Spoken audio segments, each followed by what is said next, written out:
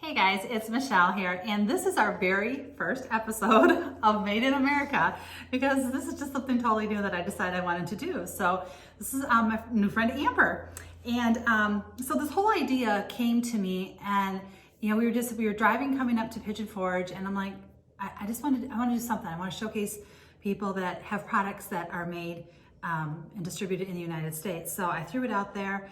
And here we are. So the whole goal of this is to showcase entrepreneurs who have products made and distributed solely in the United States, and just kind of give them a voice, a platform to share their products, and for you, our listeners, our viewers, to find their products and support their business. So Amber, thank you so much for being my very first little test subject here. I don't mind being a guinea pig. So we're gonna have some fun here. So tell me a little bit, first of all, what it is that you do and how did you get started doing this?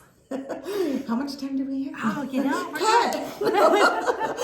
Cut! So I started over a decade ago looking for natural, eco-friendly, biodegradable products. Okay. I started out of high school back in, I don't really want to say how. A couple years ago. Yeah, just a couple years ago, a couple decades or more. Out of school and went to cosmetology school and got my license. And then I started doing, the MLM, cosmetic companies and stuff. And I had a lot of allergies, tons of allergies, even like the best of the best. So I started going without. Long story short, that just spiraled me looking for more natural products that I could use myself.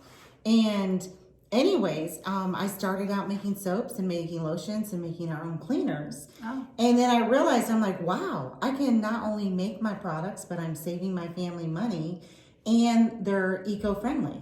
And it was just like, it was the trifecta. I saved money, they're great for me, they're great for the environment. And so I felt empowered by that ability. And then I started teaching classes at the local college and did the same. Nice. Sharing with other people about it. And a couple of years ago, we decided to leave the beach. We lived in Myrtle Beach, South Carolina, and moved here to the Smoky Mountains in Tennessee. Love it up here. And move off grid. And so anyhow, we were here for a little while and I realized I was running out of my stuff. And my daughter's like, well, Mom, why don't you just make some of your products? And I'm like, sure. And then I realized, hey, why don't I start selling some of my products? Because we do live off the land and we're trying to create a sustainable life here. And part of that is creating an income from our homestead. That's awesome. So here we are. I think the biggest thing, people now, they want things that are eco-friendly, that are safe, and that are cost effective, And I think too, the way our times are changing, it's more important than ever that we support American made. So you were telling me about some of your products, and by the way, they smell so good. So if you're watching this video, if you're listening to us on our podcast, sorry for your luck. You can't smell this, but at the end, I'm going to tell you how you can get in touch with Amber and how you can buy a product. So this one here is very intriguing. I want to know more about it. It's a soap, and it's called Tennessee Toe Jam. You want to explain that to me? Well, actually, I would love to take credit for that name in particular, but it was inspired from an actual jam in Tennessee. So I'm like, oh, Tennessee Toe Jam. And the color just it's a purplish gray. It just reminded me of it. And we thought, there's a lot of competition when it comes into natural or made for yourself products. Right. And I'm like, if I can bring that mountain, Appalachian, hillbilly kind of twist to it, because my husband, he's always called himself a redneck. It would be fun. So not only they're good products to use, but they're fun, and the names are fun. So what's in this? So all of my products, I use organic ingredients, or can't certify it organic, but you just don't want to go into that rabbit hole anyways. So in here we have your lye. Now I do things from scratch, but we're not talking about have the fire, burn the fire, collect the ashes, make the lye out of the ashes. Right. That is possible. It's just not what I use in my products. And then I also have shea butter, coconut oil, olive oil, apricot oil, and then you have your distilled water, and then your lye, and you mix those all together. And then I use all natural soap coloring, and then you just put it all together and let it cure. Wow, it does. It smells so good. So, so good. Okay, so the next one. This is a great saying. Kiss my grits. Kiss my grits, sweet corn. I might have said that a time or two. And this is another soap. Yeah, that is another soap, and we actually use grits that are milled right here in Pigeon Forge, Tennessee. So if you can see that on the camera, you can see the grits. The grits right there. They're on top of it, and they're in it, and they're falling off of it. But yeah, that's Kiss My Grits, and it's pretty much the same ingredients with an exception of grits. So it's all, it can be used like as an exfoliant too, yes. on the skin with that grits on there. My husband, he loves doing, he does construction mechanics, and he loves that because it helps get all of the dirt and grime and stuff out of his hands. Very cool. Very, very cool. Okay, now what's this here? Mercy Me hand sanitizer. That is the Mercy Me hand sanitizer. You can spray it. And I think one of the cool things about being able to make your own is that one, you can control the ingredients. So there's no triclosan in this, and triclosan is associated with hand sanitizers that you see everywhere. But the triclosan kills the bad bacteria, the good bacteria and the bad. Oh. So and also it has been proven that when it goes into the waterway, it is bad for the ecosystem. Because I lived by the ocean, so that was really important for us. And it's not sticky. A lot of the hand sanitizers you get, they've got that sticky residue feeling to it, but it's not. It's very clean. It smells, it's got such a nice smell. It's a light smell. It's not an alcohol smell. No. And then I also put a drop of vitamin E oil in that too, so it doesn't leave your hands feeling dry. So dry. And that's what everybody, you're using tons of hand sanitizer right now, and your hands are just cracked and dry because, that's the alcohol into it. Now this one here is a mango peach, so does it come in different yes, I can cut, because I make them all from scratch, I can customize pretty much anything that you want. That is very cool. From the lotion all the way down. Very, very cool. And what's this one? So this is our part of our men's product line, and that's Billy Goat. It's our goat milk lotion. And what is this do? That one's Enchanted Woods. That's a men's body lotion. Huh. So ladies. But, hey, guys have skin too, That smells really, really yummy. And again, all sourced, everything from the United States. Yes. You said you even get your containers. I get a lot of our containers just made in America. That's awesome. And then so any of our packaging too, we try to use biodegradable packaging, as you can see with the cardboard wrapping. Right. And then what is this? Wash bag. Now those are like, because we live in a tourist destination, a lot of people are on vacations. It's a soap and a rope bag. So you put your soap inside and it's a washcloth. And I use 100% cotton. Mm-hmm. Do you make these? Yes. Wow, that is so cool. I have never been able to crochet or knit or anything like that. I think I could do the chain. There you go. And that's about it. I never picked up that skill. My mom and my aunts, my grandma, they could crochet all day long. But well, that's one of the things about, supporting Made in America and the mom and pop shops is that so many skills have been lost for generations. They have. And I think it's imperative that we start to bring a little bit of them back, like making your own soap and learning to crochet, because you don't want those to be gone forever. Yeah. It's a lot of the things anymore too. People are like, oh, go to college, get a degree, get a degree. Well, that's fine, but we still need plumbers and electricians. Absolutely. And mill workers and people who can rebuild engines, mechanics, stuff like that. And those trades are getting fewer and farther between to find. Welders.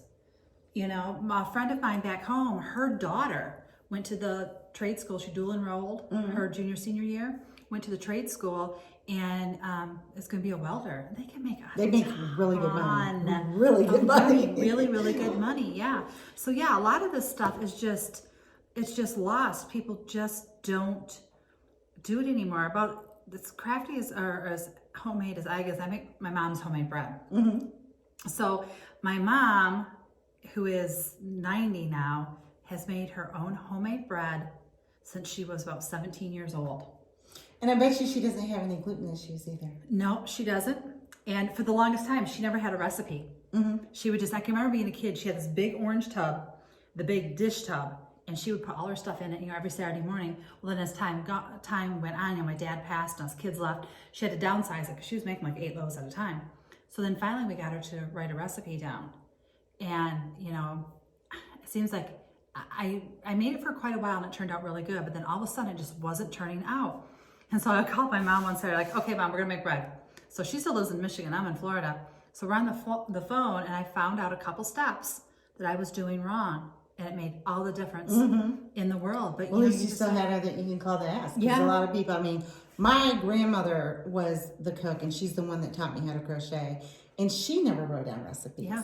And she would write down, but she was leaving an ingredient. Yeah. Always left an ingredient. There was always that secret ingredient. And so now I can't make those without her, because I would always call and go, Grandma, how you do it? And,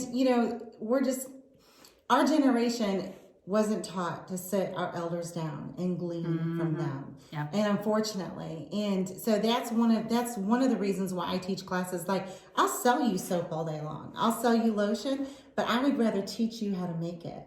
Right. Because especially during this past year, we were out of hand sanitizer. We were out of what people couldn't even go to the barbershop to get their hair done. Right. They were out of a lot of lotions and stuff. Our cosmetic section in the local store was just wiped clean. Right. And people were panicking. They're like, what do I do without my busy editor? I'm like, you can do it yourself. And when you are empowered to do it yourself, you take away the control that somebody has over your quality of life. Oh, absolutely. So what do you feel is one obstacle that you struggle with as being an entrepreneur? Is there anything that is something that's kind of like been an obstacle that you've had to overcome? And what advice? This is the thing with me. I could, if you sold a product or if you made a product, I could promote you all day long. I could, because I feel that you're worthy. I feel that you're valued. I feel that your time is valued. And especially if I like your product. I would tell all my friends about it. Oh, you should hear my friend Michelle. She did this. It's great.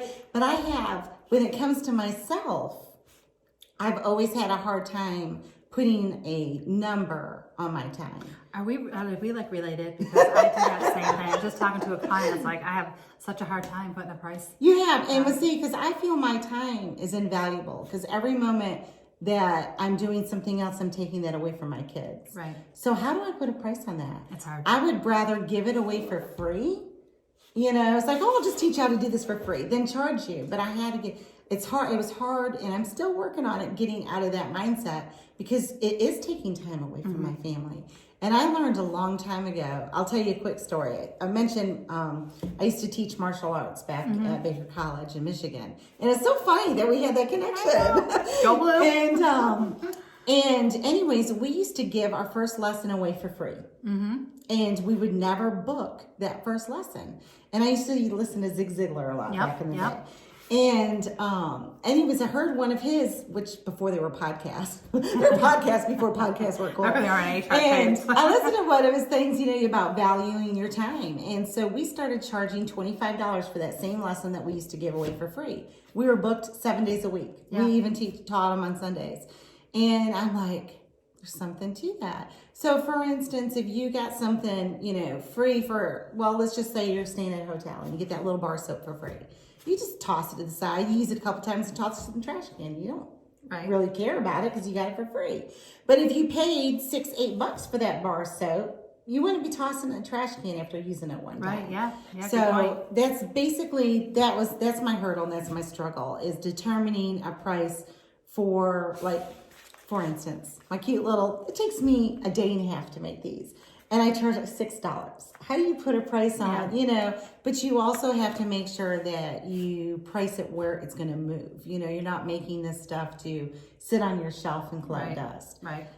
You got to be able to make it affordable. Yeah. And it is, that is a hard thing, trying to put a value on the time that it takes, because you got to figure in, your product, what does the bottle cost me? What does the label cost me? What does the ingredients cost me? The ink for the labels. The ink That's for the labels. And I think there's a lot of things that when people start a business, there's a lot of this little stuff that they don't figure in, what it's going to cost. And if you're opening up a storefront, now you've got to figure in your rent, you've got to figure in your insurance, your overhead, and all that kind of stuff. So there's a lot that goes into it and stuff. Shelf. Okay, so you were telling me about a couple books that you've written. Yeah, I actually have 2 books out that are published, and I have 2 more that'll be published this year. So what are they? Tell It's me kind of about them. crazy. So I've been writing for about 10 years, sharing our journey about homesteading. And we used to have a coastal homestead when we lived by the beach.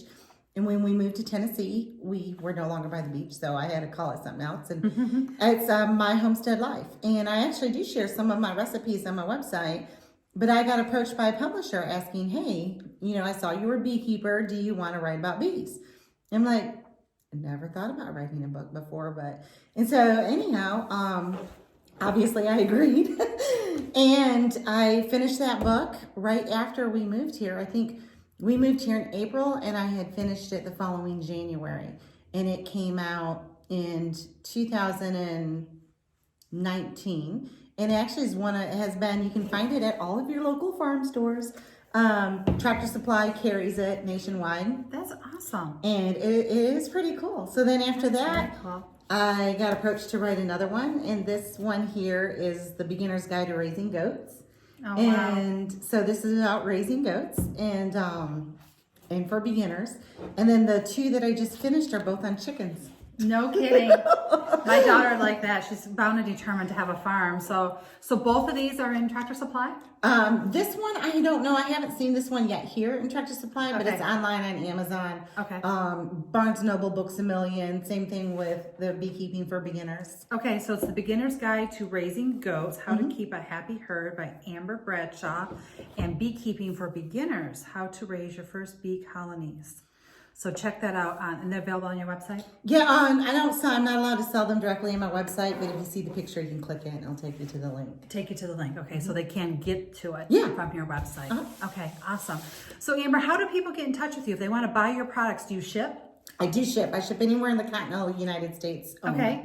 And you can go to my website, is myhomesteadlife.com. Okay, I'll put that down here. And myhomesteadlife.com, and there is a shop button out there, and you can see any of the products. And then if anybody has a special request, like, hey, I don't want any scent at all, or I'd rather have this or that, or I have problem skin, I'm happy to custom make something. So somebody could just reach out to you and say, these are my problems. Yeah.